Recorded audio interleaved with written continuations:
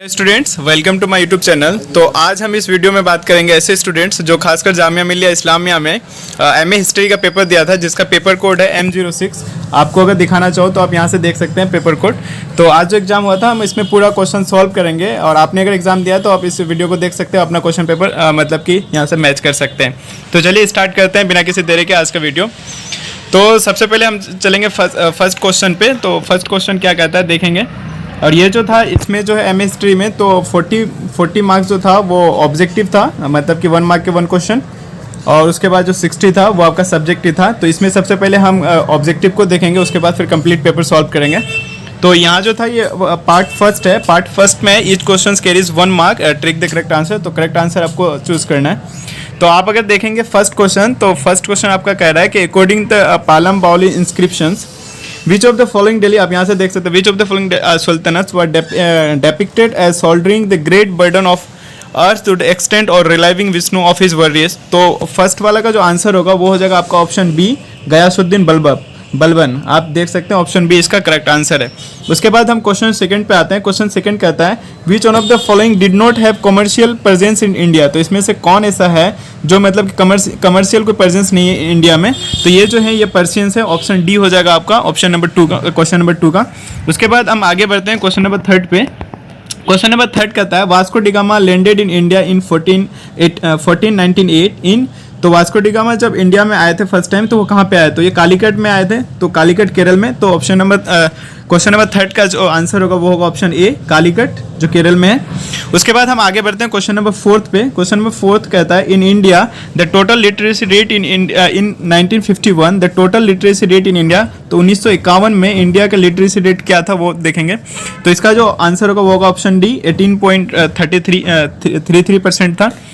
उसके बाद question number 5 पे आते हैं। क्वेश्चन नंबर 5 कहता है life expectancy of an Indian in 1940 was.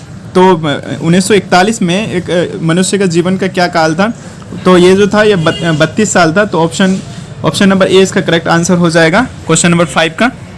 उसके बाद आगे बढ़ते हैं क्वेश्चन नंबर 6 पे। क्वेश्चन नंबर 6 कहता है the first principle of DAV college in Lahore. Lahore में जो DAV कॉलेज था उनका फर्स्ट प्रिंसिपल कौन था। तो क्वेश्चन नंबर 6 का जो आंसर होगा वो होगा आपका ऑप्शन सी, लाला हंसराज। आप ऑप्शन सी देख लें, लाला हंसराज। उसके बाद क्वेश्चन नंबर 7 की बात करते हैं। क्वेश्चन नंबर 7 कहता है Tagore's famous novel on the स्वदेशी मूवमेंट इन बंगालीज। जो टैगोर का जो रविंद्रनाथ टैगोर का जो फेमस नॉवेल था स्वदेशी मूवमेंट जो बंगाल में हुआ था उनमें कौन सा था। तो इसका जो क्वेश्चन नंबर 7 का जो आपका आंसर होगा वो होगा ऑप्शन डी, गारे बेरी। ऑप्शन डी देख लें। उसके बाद क्वेश्चन नंबर 8 पे आते हैं। क्वेश्चन नंबर 8 कहता है Asar al Sanadid a book on the city of Delhi was written by. असल एक सनदीद एक बुक है जो एक सिटी दिल्ली पे लिखा गया। तो किसके द्वारा लिखा गया था। तो ये जो है सर सैयद अहमद खान के द्वारा लिखा गया। तो आपका यहाँ पे ऑप्शन ई हो जाएगा आंसर फर्स्ट वाला। उसके बाद आगे बढ़ते हैं क्वेश्चन नंबर 9 पे।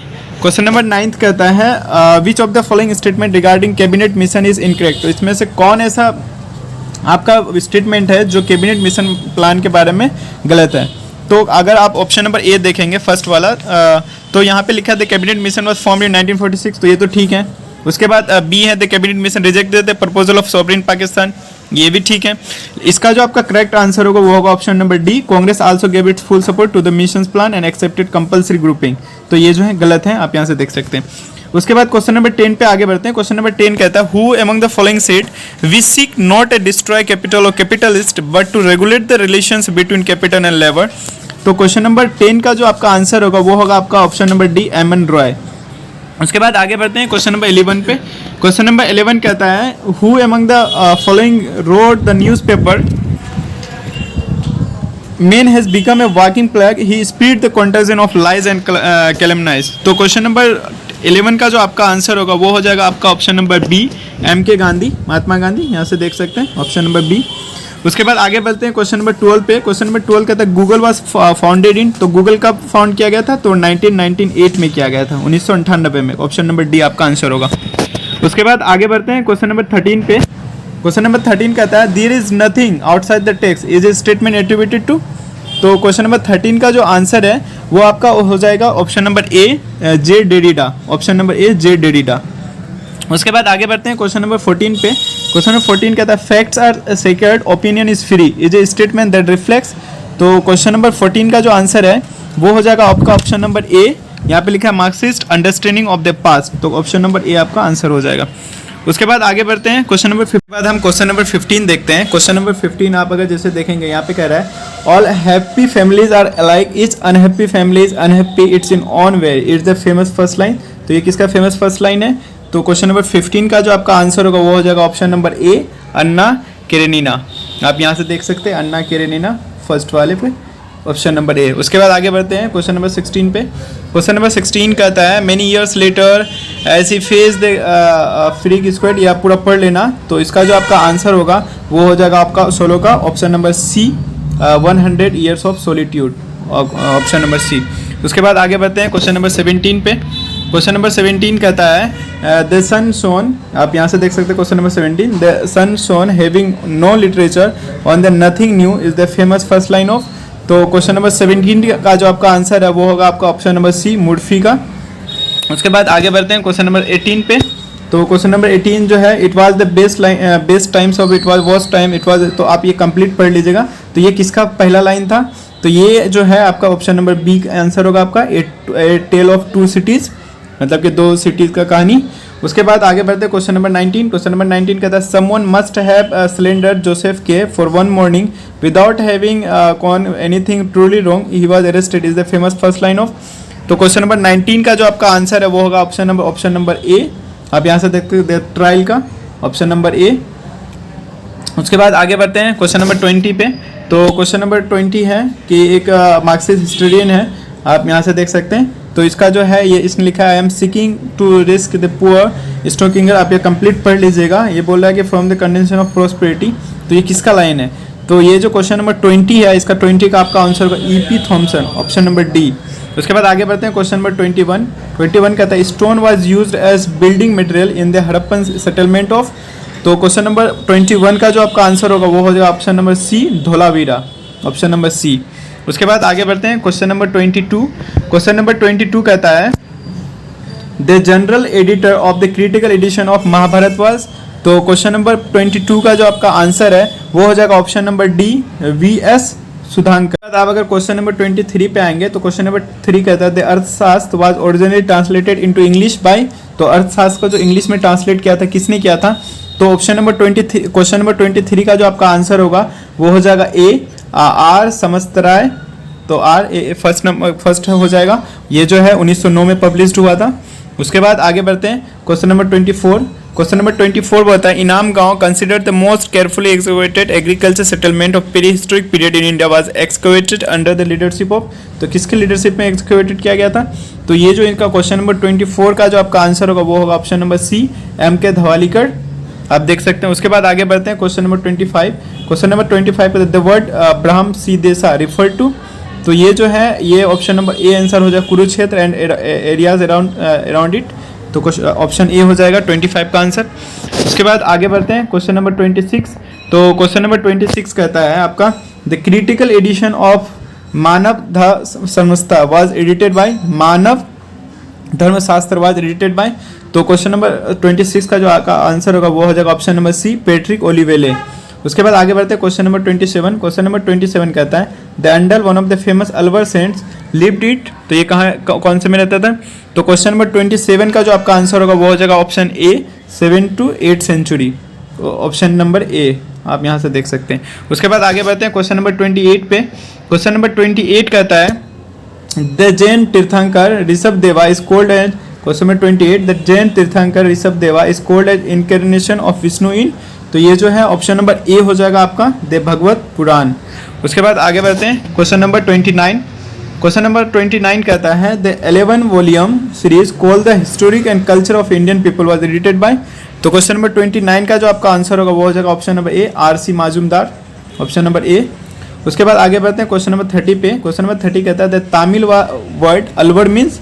तो इसका जो मतलब कि मीनिंग होता है 30 का तमिल में, तो इसका हो जाएगा फॉलोवर्स ऑफ विष्णु, जो विष्णु का फॉलोवर्स है उसको, ऑप्शन नंबर बी, आप यहाँ से देख सकते। उसके बाद आगे बढ़ते हैं क्वेश्चन नंबर 31। क्वेश्चन नंबर 31 का the famous temple of Aihole were build by. तो ये जो है चालुक्य के द्वारा बनाया गया था। क्वेश्चन नंबर 31 का जो आपका आंसर होगा वो हो जाएगा ऑप्शन डी, चालुक्य। फिर आगे बढ़ते हैं क्वेश्चन नंबर 32। क्वेश्चन नंबर 32 कहता है the mirror of princes genre of medieval literature, तो इसका जो आंसर होगा वो होगा advice literature for sultan, option number A. Question number 32 का आंसर ऑप्शन नंबर ए। फिर आगे बढ़ते हैं क्वेश्चन नंबर 33। क्वेश्चन नंबर 33 कहता है Tarikh Alfi composed Akbar's court contains and exposition of which of its ideas. तो क्वेश्चन नंबर 33 का जो आपका आंसर होगा वो हो जाएगा आपका option number A, Akbar's as मादुमदार रेन्यूअर, तो ऑप्शन नंबर ए हो जाएगा आपका। उसके बाद आगे बढ़ते हैं,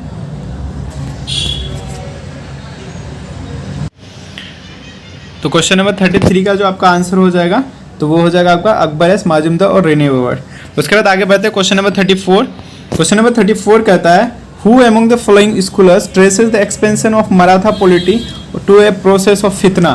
तो क्वेश्चन नंबर 34 का जो आपका आंसर होगा वो हो जाएगा आपका ऑप्शन नंबर सी, एंड्रे विंक, ऑप्शन नंबर सी, एंड्रे विंक।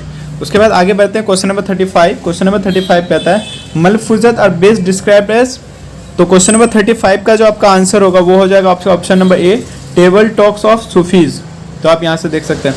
उसके बाद आगे बढ़ते हैं क्वेश्चन नंबर 36। क्वेश्चन नंबर 36 कहता है which among the following statement is incorrect about Kenneth Pomeranz's ideas of the great divergence. तो क्वेश्चन नंबर 36 का जो आपका आंसर हो जाएगा वो हो जाएगा ऑप्शन नंबर ए, आप यहाँ से देख सकते हैं। उसके बाद आगे बढ़ते हैं क्वेश्चन नंबर 37 पे।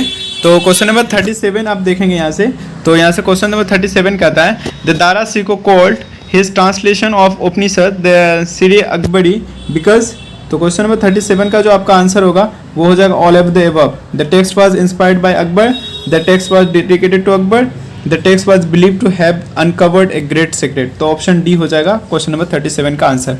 उसके बाद आगे बढ़ते हैं क्वेश्चन नंबर 38। तो क्वेश्चन नंबर 38 जैसे आप देखेंगे तो 38 कहता है halwa and samosa were introduced in India by, तो ये जो मतलब किया गया था ये सेंट्रल एशिया से किया गया था, ये Turk and Iranians, option number B हो जाएगा 38 का आंसर। उसके बाद आगे बढ़ते हैं क्वेश्चन नंबर 39 पे। क्वेश्चन नंबर 39 कहता है the Sufi sant whose teachings are found in Guru Granth साहब इज, तो क्वेश्चन नंबर 39 का जो आंसर है वो ऑप्शन ए फरीदुद्दीन। उसके बाद आगे बढ़ते हैं, तो क्वेश्चन नंबर आप 40 अगर देखेंगे यहाँ से, तो क्वेश्चन नंबर 40 कहता है the popular Hindi word roti is derive from, तो ये जो था ऑप्शन नंबर डी पर्शियन से डिराइव किया गया था।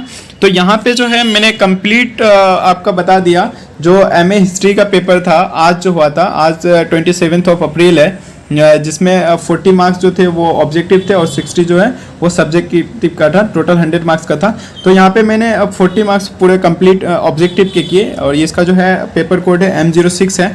तो